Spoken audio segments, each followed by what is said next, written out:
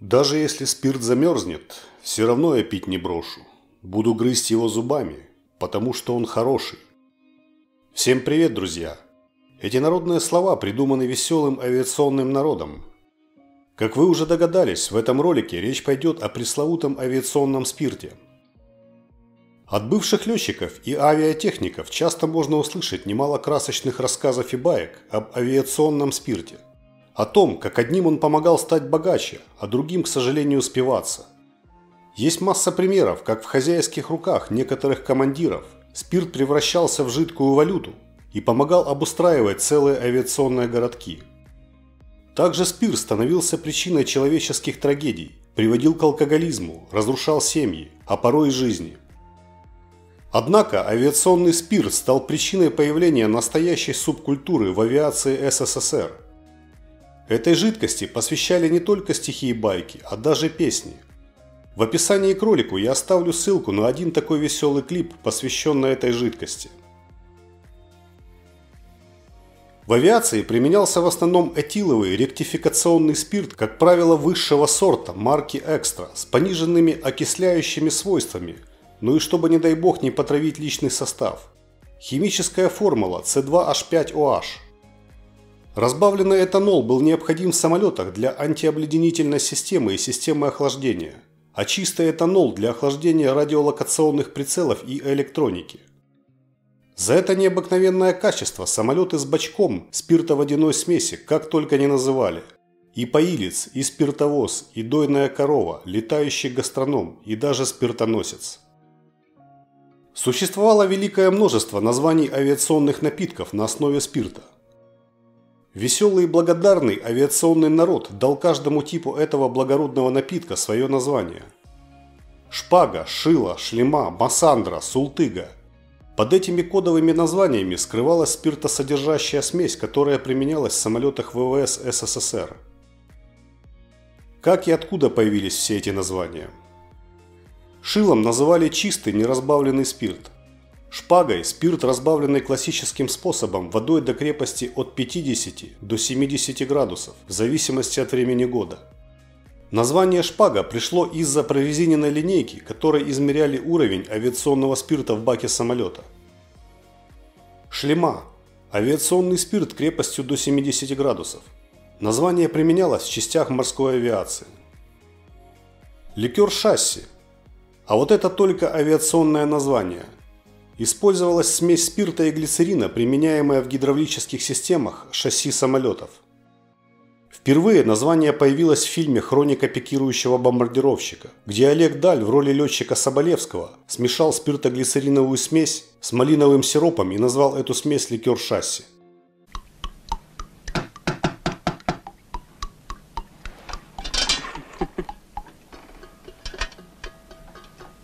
Мешай. Пожалуйста. Давай. Ваше благородие, прошу вас. Вам первое слово. Ну как? Ну. Волшебный напиток. Да, иди ты. Ликер.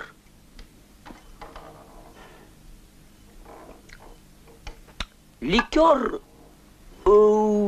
шасси. Не менее популярным стал и коктейль под названием «Султыга». Использовался как противообледенитель, разбавленный водой в пропорции 70 к 30. Спирт в данном случае использовался потому, что другие жидкости действовали агрессивно на алюминиевую составляющую часть самолета. Ну и, конечно же, массандра, куда ж без нее. Это смесь спирта и дистиллированной воды крепостью 60 градусов. Использовалась исключительно на истребителях МиГ. 60-градусная жидкость получила красивое название крымского вина массандра. В военном фольклоре название превратили в аббревиатуру, которую расшифровывали так: Микоян Артем, славный сын армянского народа, дарит радость авиаторам.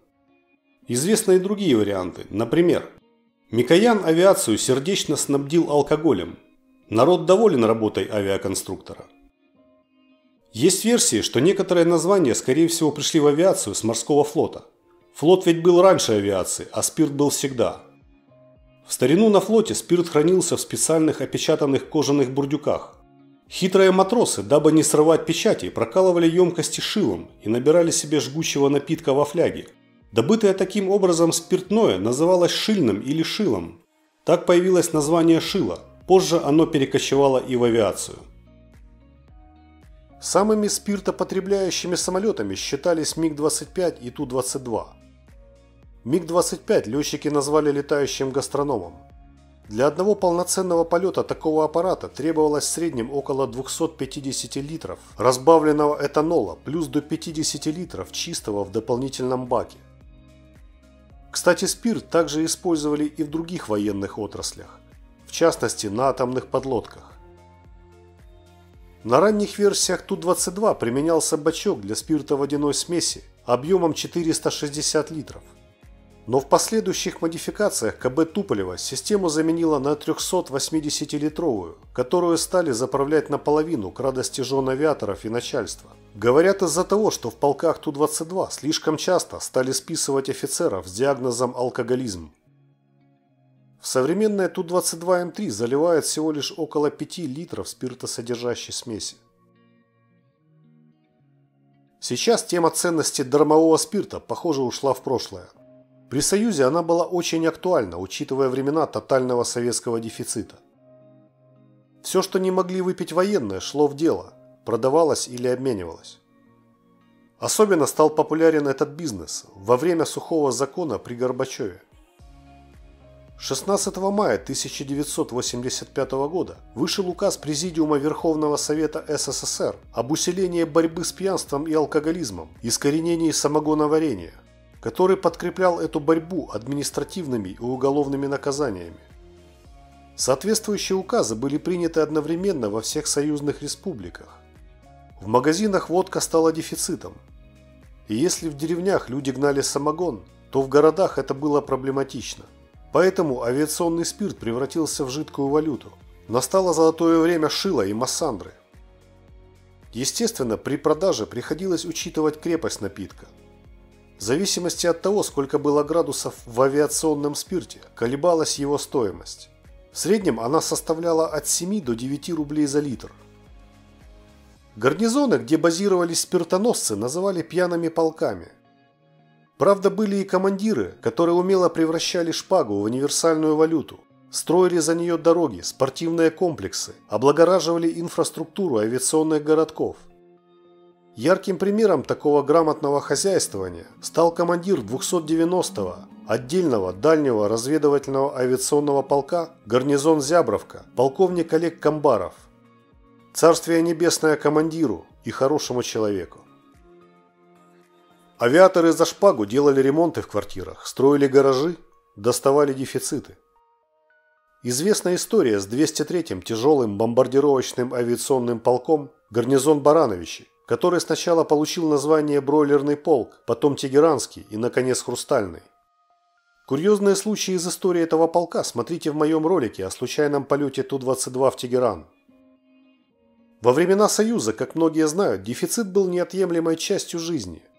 В то время шел активный товарообмен между личным составом 203-го полка и сотрудниками местного стекольного завода, который производил хрусталь.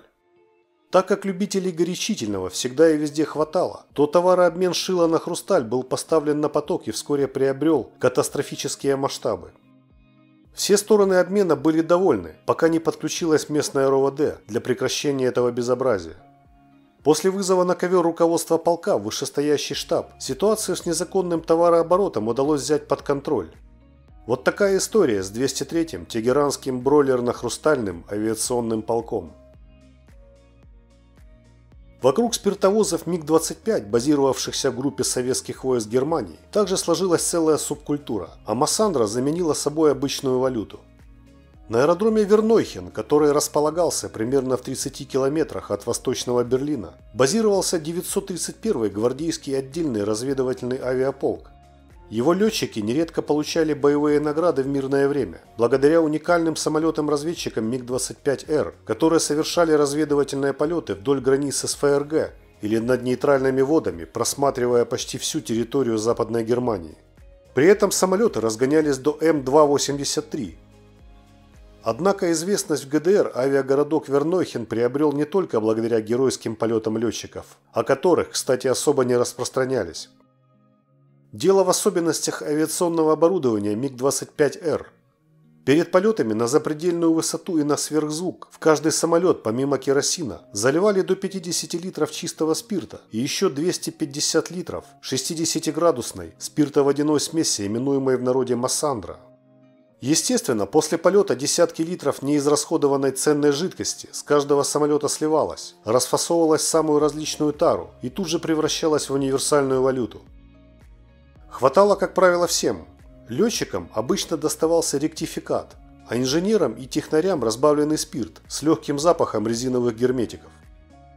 Особым почетом пользовался начальник службы горюче-смазочных материалов отдельного батальона аэродромно-технического обеспечения. На его складе хранились тонны спирта. Должность у него была капитанская, но по статусу он, пожалуй, был не ниже какого-нибудь обычного подполковника, хоть и сильно рисковал. Как удавалось никому и никогда не попасться на перерасходе спирта, это большой секрет, о котором можно только догадываться. Наверное, в общении с инспекторами выручала та же самая валюта.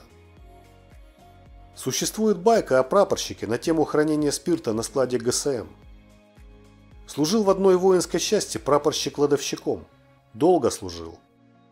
Так вот, каждый день, выходя из КПП, его замечали изрядно выпивши.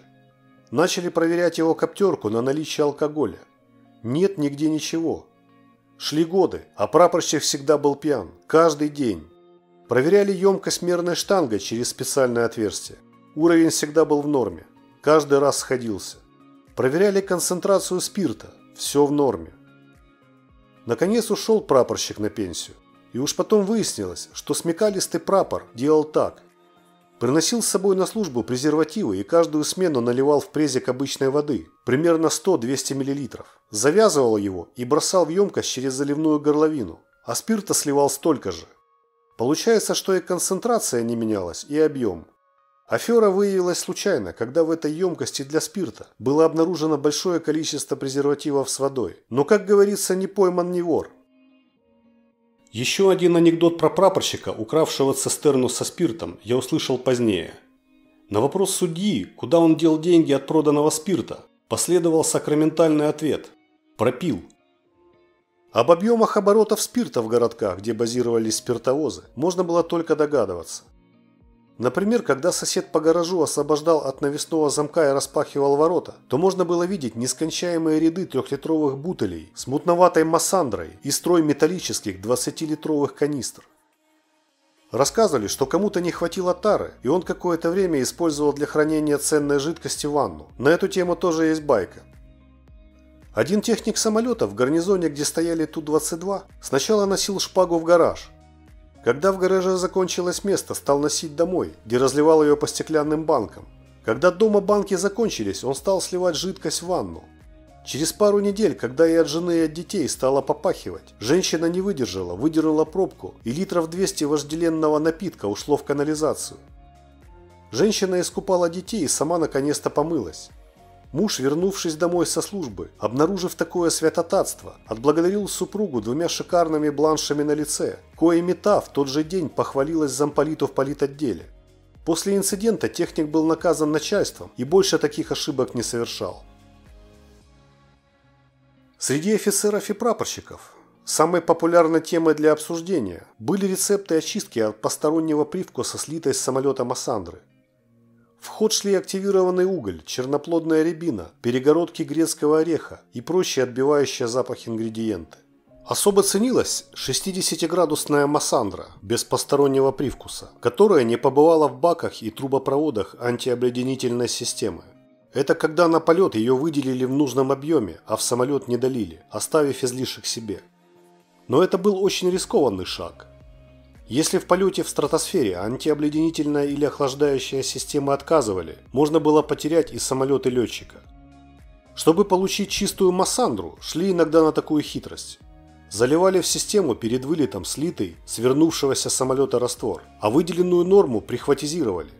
Но это тоже был большой риск, поскольку некондиционная или отработанная смесь могла подвести на высоте, где температура минус 60 градусов, или при полетах на сверхзвуке, когда поверхность самолета раскалялась выше 1000 градусов. Думаю, стоит знать, как в те времена очищался авиационный спирт. После использования по назначению в полете он приобретал массу дополнительных неприятных составляющих в виде неприятных запахов и даже вредных веществ. Так что потребление авиационного этанола практически всегда было сродни русской рулетке. Однако авиаторы в физике и химии разбирались неплохо, поэтому придумывали различные способы очищения и улучшения вкуса потребляемого продукта. Среди вредных веществ в составе массандры наибольшую опасность представляли ртуть и свинец. Чтобы отфильтровать их, замораживали металлический лом до минусовой температуры и сливали по нему авиационный спирт. Это ухищрение позволяло примесям оседать на ломе, и полученная жидкость была более безопасной. Также массандру нередко приходилось отделять от смешавшегося со спиртом керосина. Его, кстати, часто доливали в авиационный спирт именно для того, чтобы его не разворовывали. Таким образом, несмотря на все фильтрационные ухищрения, у напитка оставался керосиновый запах, и от него появлялась отрыжка с соответствующим ароматом. В народе существовало несколько способов очистки такой смеси. Как правило, в нее доливали воду, которая смешивалась со спиртом. Керосин же, как более легкая жидкость, всплывал наверх. Далее одни поджигали смесь, давая выгореть керосину, другие производили все манипуляции в емкости с краником снизу. Открыв его, они аккуратно сливали воду со спиртом, оставляя лишнее. Также производили очистку жидкости через активированный уголь из фильтра противогаза. Насколько действительно эффективны были подобные ухищрения, сложно судить. И хорошо, что на дворе уже не 1985, и алкоголь любого типа можно купить в магазине. Алкогольная валюта пользовалась спросом не только в авиационных частях группы советских войск в Германии, но и среди жителей ГДР, которые почему-то ценили массандру, может из-за относительной дешевизны.